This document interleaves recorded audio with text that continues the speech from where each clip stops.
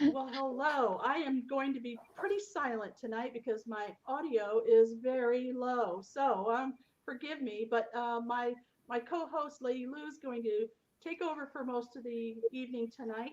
This is Wisdom Chats for the Curious, and I'm glad that you're here. It's Tuesday night, 7 p.m., and we are here live with my friend Sylvester Garza. Hey, Sylvester. Hello, hello. Thank you for having me on your program. Yes, we are so glad you're here, Sylvester.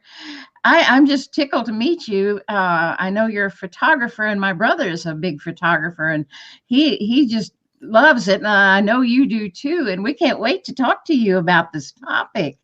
What other topic did we have scheduled, Marion? Well, it's about creativity. And Creativity. That's it. yes, yes. Great. Well, Sylvester, how about if you lead off and tell us some of the creative things you've done in your career that were just really unique with your photography or what else that you do? I know you do several things.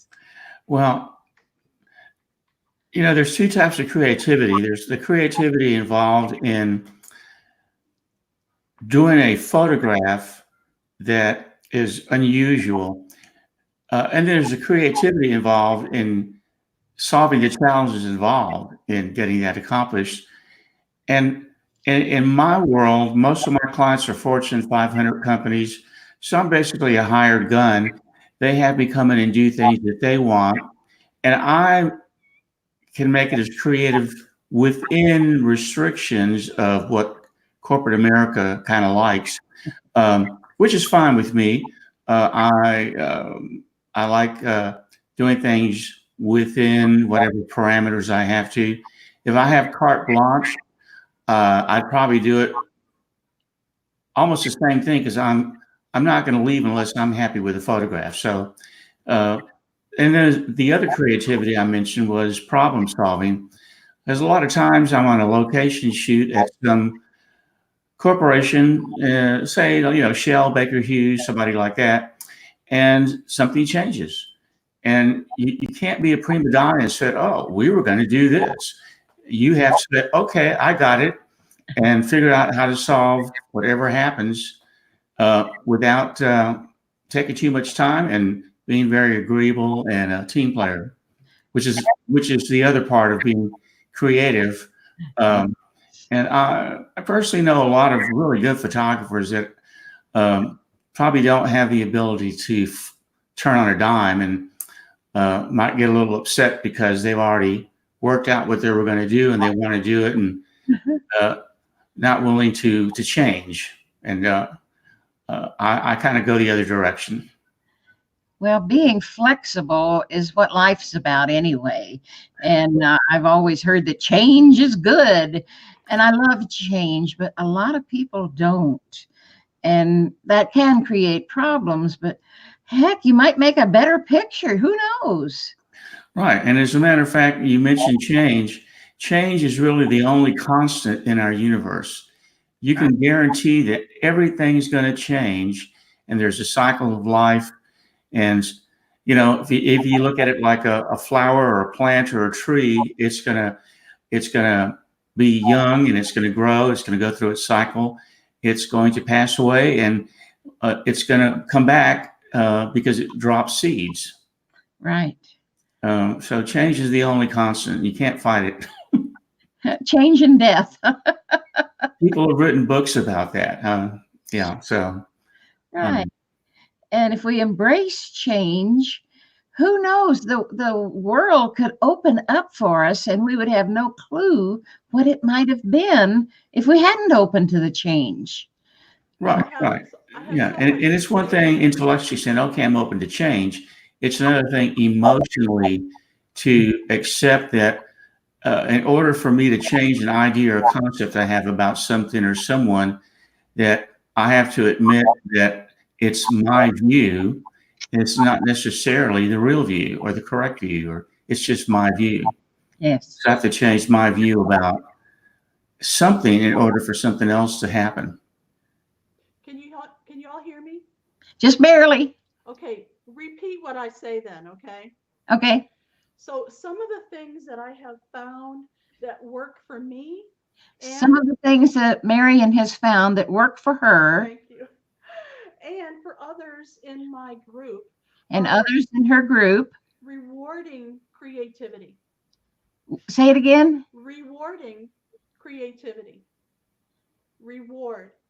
Oh, reward creativity. Well, that's great. Uh-huh. I like that. Reward creativity. Because after all, the world is our oyster. There's so much out there. There's so many things that I have kind of fallen into by mistake or by chance, and they've been wonderful. Well, we sometimes get stifled Marion says we sometimes get stifled as a child. As a child, as a child. right. Yeah, And well, that's it. then we never recuperate. We never blossom again. Well, that's being shut down. And sometimes adults will do that to children without even realizing what they're doing. But the child will just go within, withdraw, and become a little oyster and hide out because they're afraid to open their mouth because they got shot down. I think it's happened to all of us at some point, but some children are so sensitive that it's a bad thing to happen to them. Will you explain to people that they can't hear me at all? So I'm just going to be quiet now and you guys take it on. I know you're going to do a great job. Thank you. Marion says she's going to be quiet for a little while because her computer is giving her trouble. And as you might remember, if you've been on our show before, my computer was in the shop for 19 days. And I'm still working on it to get it back to normal, all my little preferences. So we'll let Marion go for a little while and she'll come back at the end. So Okay. it's you and me, Sylvester. Let's do it right. Okay. Well, Marion mentioned those issues that having happened to us when we were children, and I submit we're all still children unless we've become mindful somehow of those things that affected us and take the necessary steps to overcome that we're still going to respond the same way we were when we were 4 or 5 and 6 years old when a situation is seems out of control. Right. And as children, we don't know any better, especially when, well, our subconscious mind is wide open as a child up till about the age of 7. They're in alpha all the time. So everything a parent or media or friends or family says goes straight into their subconscious mind. And they buy into it because they don't know any better. Mm-hmm. There's no filter for children. They Right. get that as they develop and grow older. So it's amazing how our Creator created us. Well, and that's another segment of creativity that a lot of people don't think about. People attach creativity to someone that's a writer or a photographer or an artist, Right, but really, we all get to use our creativity to solve things in our life that may not be going the way we want or um, uh, may not be happening as soon as we want it to happen. And so we have creative, uh, there's creative tools you can use, whether it's a book to get ideas, whether it's a movie, or whether it's having a conversation with someone about how they did it. someone once told me that you cannot make all the mistakes in the world, so you need to learn from those who've already made that mistake, so you don't have to go through that. Yeah, and creativity is a process, and so is decision making. And I submit that every decision I made in my life, I've made the best choice I can with the information I had at the time. If Right. it turned out, whether it was picking the wrong person to get married to, or uh, there is no wrong, it wasn't the wrong person, it's just what happened. So, at least speaking for me. So, um, that's part of the creativity aspect of looking at change. Right. And Marion's putting up some different things. Oh, this is Karen. Sylvester, who were your mentors in learning photography? And Okay. Well, I can't remember their names right now, but when I started photography, I transitioned into the photography business from being a working musician. And I met several photographers, and they had mentors that became my mentors. And uh, I guess one of my mentors was a photographer that I started assisting when I was transitioning from being a musician. And he uh, he showed me and illustrated and told me exactly how he did all this stuff. And he was a really, really good photographer. And he was kind of like at a local level. He since moved to Los Angeles, is in doing well there. Um, but there's a lot of photographers that I would buy books. Uh, I would watch videos about how they do it, and a lot of it is the concept, not necessarily the technique. And there's a difference between, well, you put this light here, you put this light here. Uh, but if you think of the concept of lighting as opposed to the technique of lighting, then you can light anything, because you think about lighting differently, not as, well, you put this light here, put this light here, you put this light there, and you try and make that work. That may not work. But if you understand what the objective is, what do you want to emphasize in the photograph? If it's a portrait, obviously you want the face, the eyes very well defined. You may not want the background. You may want the background out of focus. And that's a technique in determining the f-stop versus the aperture. And that's something you can read from a book. It's just a technique.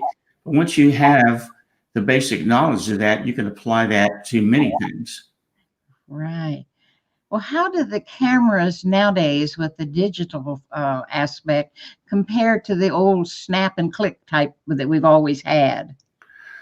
Well, in principle, they're all the same. A shutter opens for a certain amount of time with a certain size opening or aperture, lets light hit a light sensitive device. In the early days of photography, it was a glass plate that was sensitized to light. Uh, During the film days, it was film emulsion manufactured by people like Kodak and Fuji, uh, in different formats for 35 millimeter, medium format, and large format 4x5 view cameras. Um, Today, it's a silicone chip with very many photo sites on them, or pixels, and uh, each one is sensitive to light. There's different techniques, but essentially they record the light, and based upon how you have the camera set. And these days, the cameras are so good in automatic mode, as long as they're outdoors. When you bring them indoors, automatic doesn't always work because there's too many variables indoors. And outdoors, the variables are there's limited variables. It's either going to be bright sun, it's going to be overcast, or it's going to be dark. And the camera can actually compensate for that based on skin tones, because most of the cameras are set to record good skin tones. Right. So, and particularly Caucasian skin tones rather than any other tonality. But that's kind of like the midpoint. And from that, you can adjust it in Photoshop or some other editing application. Great. Well, Christy Ruiz wants to know what's more important, the background or the lighting? It depends on the subject. Is it a product? Is it a person? Is it a built exterior elevation of a building? It depends. For the lighting, I would say, is the most important of anything. If there's going to be a background, let's use a portrait, for example, an environmental portrait. The emphasis always needs to be on the subject. The background in my opinion, needs to be there out of focus, but to suggest an environment. And there doesn't need to be a lot of it showing, because the emphasis needs to be on the person and their facial expression, and putting them in an environment. If it were A product. What about a product? if it were a product, most products these days are photographed on a white background so they can be cut out and listed on the internet. So at that point, the background is only important as far as it needs to be as close to 255 or Photoshop white as possible. But most products are cut out, or when I say cut out, someone selects them in Photoshop either with a pen tool or some other tool and puts them on a transparent layer. That way another background could be added that's 255 or pure white. And then if the person or the artist working with it or the client wants some kind of drop shadow, then that's added in Photoshop. And that's another thing to consider is any kind of photograph, whether it's a person or a product, straight out of the camera, to use it straight out of the camera, in most cases, is not a good idea. You need to kind of polish it a little bit in Photoshop. Yeah, Photoshop is one of those really kind of tough, complicated applications, isn't it? Or do you find it easy to use? It's a very complex application, and you have to, you'll never learn how to use all of it. It's like, this is a weird, for a creative guy, this is a weird analogy, but I compare it to Excel, Microsoft Excel. You can do anything with Microsoft Excel. You can enter a million things, and if you know how to ask it how to find 5 things out of those million, you have to know how to ask it the right way. It's a great application, very complex. And I compare it to Photoshop, because Photoshop is very complex. You could do the same thing probably 5 or 6 different ways if you wanted to learn all the ways how to do it. Right. Well, Karen wants to know, how do you feel about digital HD, high dimension, I guess, versus old style film or black and white? Well, I have a lot of experience shooting black and white and color 4x5 sheet film, transparency film. The difference is, at least now, and even in the early days of digital, the files are cleaner, because film has grain and stuff from the processing. Even though it is professionally processed, it just doesn't look as clean. It's not as defined. So I prefer high resolution digital to old style film or black and white. Yeah, well, digital is the in thing as far as I know. Well, and there's some people that really like black and white, and there are some companies that will take a camera, a Nikon camera, or a Canon or any camera, and convert it to monochrome, where it only shoots monochrome. And from the samples I've seen, it makes a big difference, because you can convert a color photograph in Photoshop to monochrome, but it doesn't look as realistic as a real black and white monochrome, monochrome photograph. But there's so many things you can do, because you can add, if you start off with a color photograph, you can, in Photoshop, change it to sepia. You can make it pure black and white, grayscale. You can add a blue tint, but it's still black and white or monochrome, with some kind of a blue tint or an amber tint. So there's a lot of ways that you could apply creativity in processing the digital file. One of the things I really enjoy doing is taking a photograph of something and creating layer masks in Photoshop, changing the color temperature of whatever it is, and making it into something that never could have existed in Wow. real life. It's a lot of fun. I really enjoy doing that. I didn't think about bringing samples or having samples ready to show, but it's a really cool technique and requires a little bit of skill in Photoshop.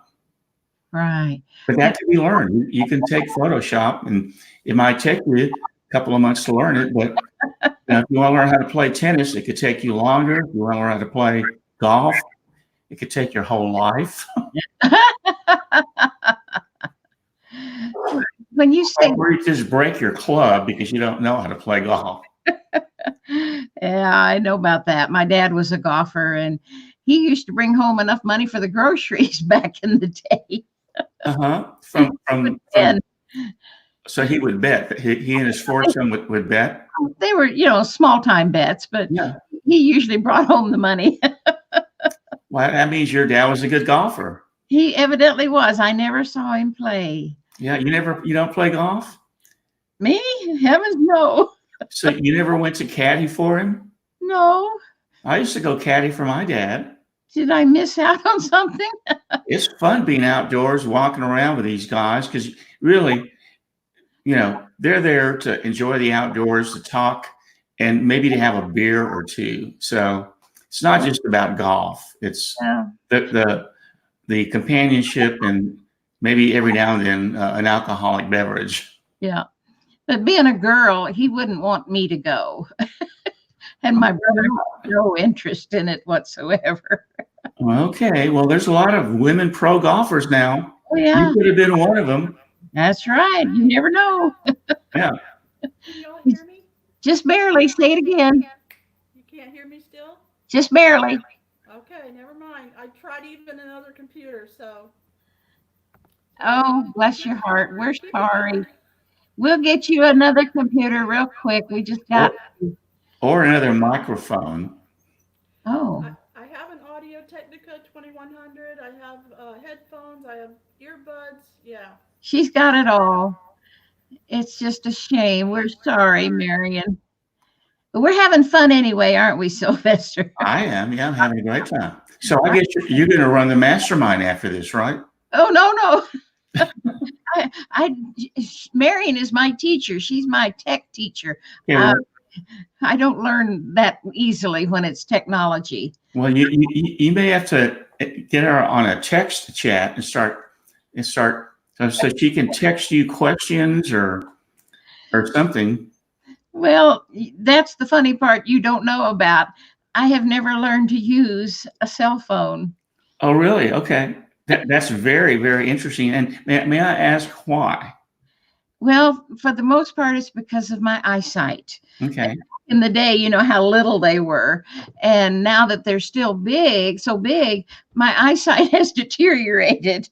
So I just gave up on the thought of using a cell phone. Okay. So Karen Zataka asked, everyone can be made to look great regardless of the circumstances. Is this something you've had a particular story you can share to go over the top to get the client what they want? Yeah. About 2 or 3 months ago, I had a client request a group photograph of about 60 people. Wow. And that's not unusual because I photograph large groups all the time, but they wanted it in the shape of 3 letters, the letters Tom, Charlie, Charlie. And I've never done anything like that before, but I figured out a way to do it. It took a couple of site visits, a couple of tests, and then I just decided on a course of action, and it turned out really great. I have to send you, I have a video that tells a story about it. I have to send it to you. Maybe you can share it with the group. We'd love that. And after that happened, the client said, oh, the woman that was standing down at the bottom left the company and we want you to drop somebody else in. So I did. I went back, photographed her from the same angle, and then cut her out and remove the other woman and put her in the photograph. Wow, wow, how clever. Now, did you take this photo from Yeah. above the I people? was on a 30-foot scissor lift. Oh my gosh. And I had two assistants helping me set the people up. I used pieces of 16-foot wood to line up the T, and I used that and a piece of plywood cut into the bottom shape of a C to help line up the people on the two C's. And there was two people on the ground doing that, helping me do that, while I took the photograph from the 30 feet up near the top of a warehouse that wasn't finished yet. There was no power, so I was running the lighting off a generator and batteries, and I had the client bring in some additional lighting, a generator-powered lighting, because it was dark in there. This was the day it rained a lot and it flooded in Houston. It was an interesting day. No. Oh, well, Karen has another question. How many famous Texans, how have you shot? Photograph. Photograph. Yeah, I don't have a book, but I photographed, Texans, famous Texans, a couple of the lieutenant governors, Barbara Bush, Sylvester Turner, and I can't think of any other people right now because those are the most recent. But Any athletes? Famous athletes? Really, I'm a corporate photographer. I'm not like a celebrity photographer. Oh, okay. So I photographed the CEO of Chevron. I photographed a lot of CEOs of publicly held companies. And I photographed heads of state because working for Chevron, I've had to photograph people visiting from Africa, Angola. I've had to work with the Secret Service 3 or 4 times and be checked out and vetted by them. But they're not all famous Texans, but they're important people. Important corporate people, and heck, they pay the bills. What the heck? Yeah. We're happy. Mm-hmm. Well, you've had a really interesting career. Well, thank you. Thank you for saying that. I sometimes don't have that view. I look at it like, wow, been doing this a long time. I still like what I do, but I think I want to branch out into something else, and I'm not quite sure what that is. Oh. But it's going to be photography related, either large print sales or coaching and training. Photographers or what? Yeah, photographers. Oh, well, I want in that class. I don't have a camera yet. The one I was it's like 25, 30 years old now. It was a 35 millimeter, one of those automatic. Everything was automatic on it. So I thought, I can do this. I couldn't. Well, you could buy a camera now. Sony makes a model A6000 that I'm going to write that down. They have come out with 2 newer models. So that particular model is being sold under $500 with a very nice lens, and it's 24 megapixels, and it does great videos too. And it has an automatic mode. You just put it in auto mode, and it focuses on faces, and it'll do the exposure for you. It's a pretty good camera. Whoa. Do you have a favorite camera buying place, like a store or a big box? I generally buy all my cameras from 2 places in New York, either Adorama camera or B&H camera. For most of my career, they did not charge sales tax. They just started charging sales tax on this stuff. But since I have a resale certificate, I can have to give it to them, and I can still buy stuff without paying the sales taxes. I use it in the production of photographs. Right. Wow, that's fantastic. Because I've been thinking about getting a camera. Of course, Marion, bless her heart, she just loves her cell phone camera. Since I can't work a cell phone, I don't think I can work the cell phone camera. So I'm thinking about getting a camera. Well, see, if your vision prevents you from looking at that little screen, everything the camera can be used like an old style camera. It has settings on the outside, or you can use the electronic menu on the 3-inch LCD on the back of the camera. But Yeah, you can use it without having to just stress your eyes out. well, that would help me. Now, Christy said something about voting for coaching and training for your new career. Okay. Thanks, Christy. We'll be your first clients. Okay. Can you read what Karen said? Said the lighting and background. I'm looking around my camera. Yeah. Lighting and background looks good on y'all. Love the window by Sylvester. Okay, that window, that's the door into my kitchen. I home office, so that's the door into my kitchen. And I actually deliberately put a light behind that so there would be a strong light source coming from behind, so it would be dark. That's perfect. That's beautiful, because so many people put the light behind them and their face is dark. Well, and that's one of my favorite ways of photographing people, to have directional light coming from behind or the side. And because the face will be in shadow, I fill it with a light to either right or left of the camera, so that there's some modeling. I don't ever put the light directly in front of the person. I want the light to fall to the side a little bit, which creates depth and adds dimension to the photograph. But it's very nice to have a strong directional light source from either behind. You can imagine photographing someone at sunset with a light behind them and using the little pop-up flash in your camera. Those photographs look beautiful most of the time. Oh, I bet. Yeah. Well, I have found using a tall lamp. I've got one that has one of those little bowls and the light's inside the bowl. So it's muted. And then I have a lamp over here on my right. And I don't have anything, of course, the backdrop. So there's no light behind me. But it has worked for me all these years. No, the lighting for your, let's call it a set, looks very nice. Thank you. Yeah, because I like to, make sure I have enough lighting, and it works. It has always worked, and I didn't even try very hard. Yeah, no, it's very nice lighting. Yeah. So anybody can do it, is what you're saying. Because so many folks think, well, if I'm going to do video, I don't have the right lighting. Sure you do. Go find a good tall lamp and another lamp that's soft.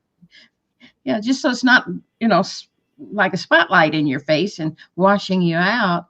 And try different lamps and different lighting. Well, not only that, but when you do video and you shoot it in automatic mode on, say, like this Sony camera I'm recommending, it's gonna it'll make decisions for you as far as exposure, or you could set up your lighting the way it is and just do a test clip and see what the skin tones are important when you're doing a video.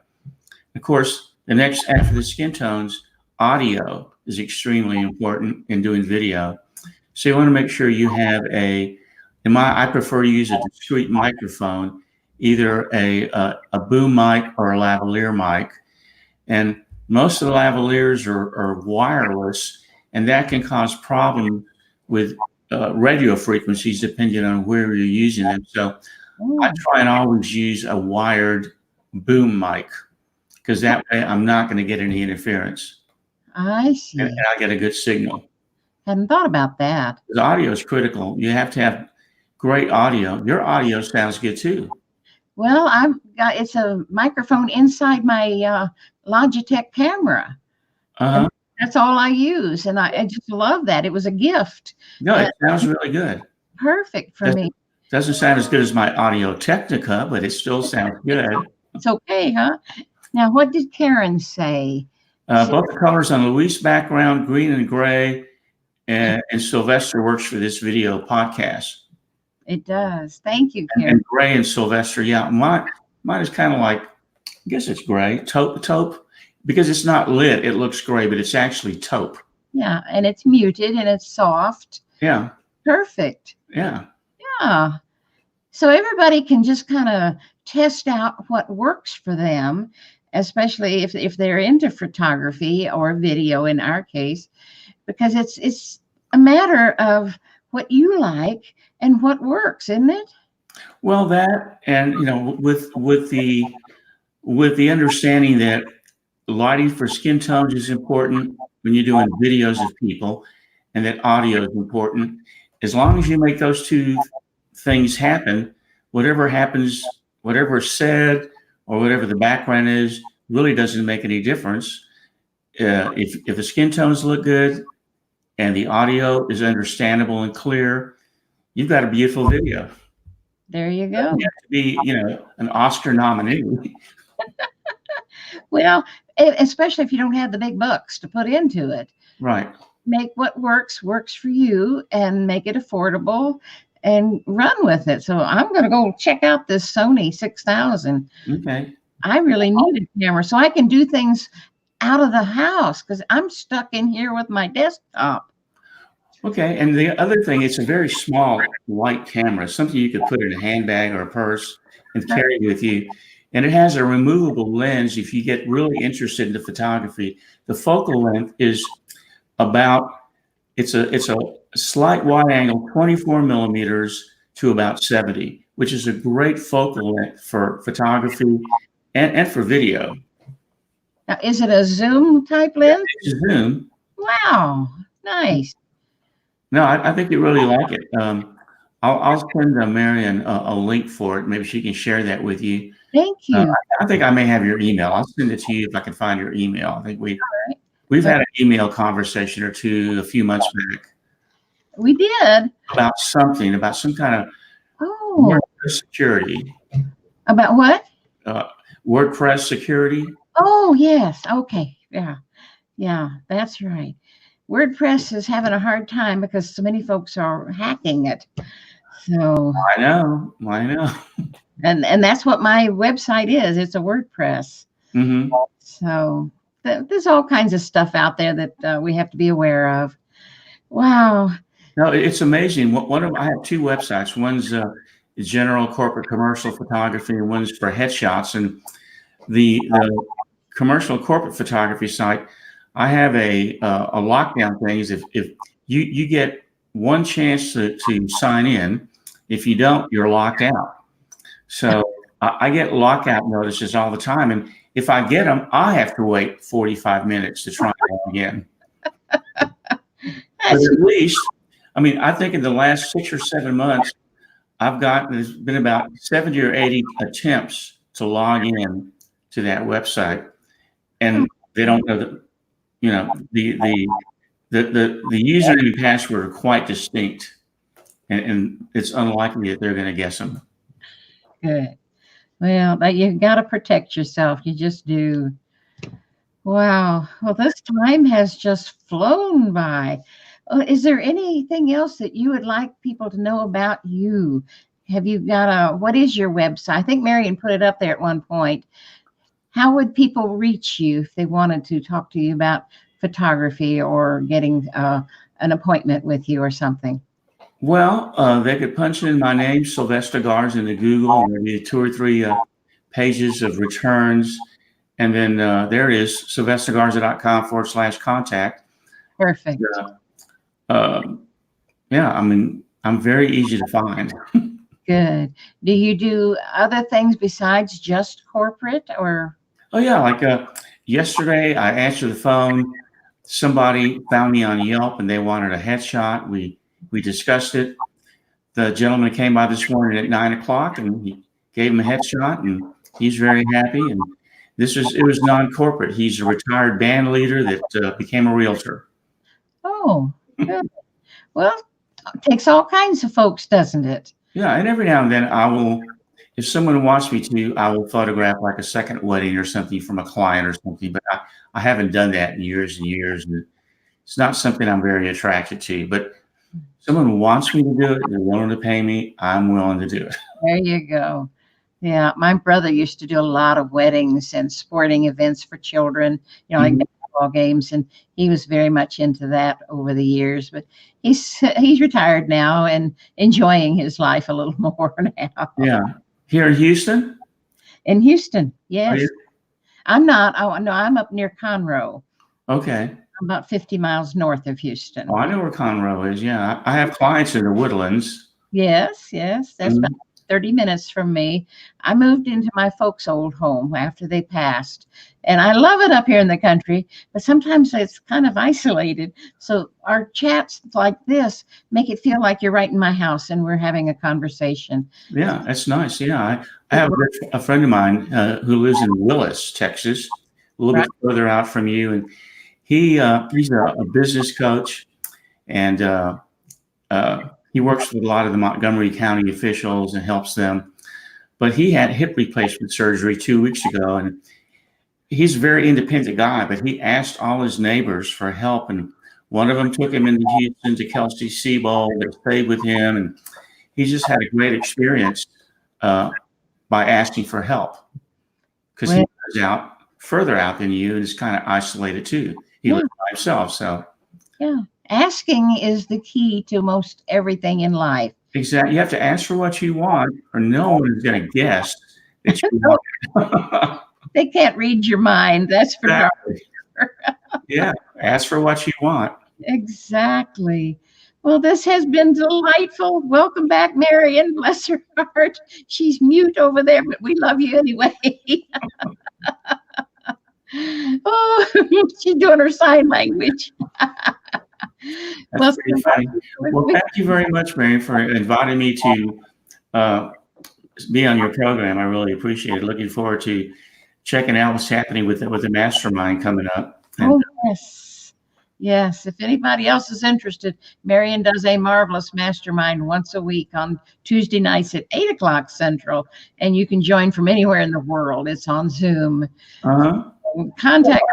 I introduced Marion to one of my friends who I think is going to sign up tonight. I'm not sure, but she ended up doing some business with Marion. Marion's helping her with social media and promoting her business, and is very good at that, and can explain things very easily. And so I think they're going to get along very well. That's wonderful. Well, we thank you folks in the audience. We're so pleased that you were here. And for those on the podcast, we're glad you can listen in too, because it's a marvelous thing to learn about new people and what they do and how they work with the world. And it sounds like Sylvester's one of those that knows how to handle it. We're so thankful you've been here. And thank you, Marion, for putting it together. I have to ask for support sometime. So if I don't know what to do, I'll excuse myself. I'll go to the men's room and I'll just do a quick meditation, and I usually get some kind of answer. Very smart. A lot of people need to know about that. Now, Karen says thank you for about that. So Karen thanked us. We thank you, Karen, for being here, and Christy too. So thank you to everyone, and we love you. And as Marion always says, remember, make it a good evening this time. Take care now. Okay, bye-bye. Thank you very much. Thank you too, Sylvester.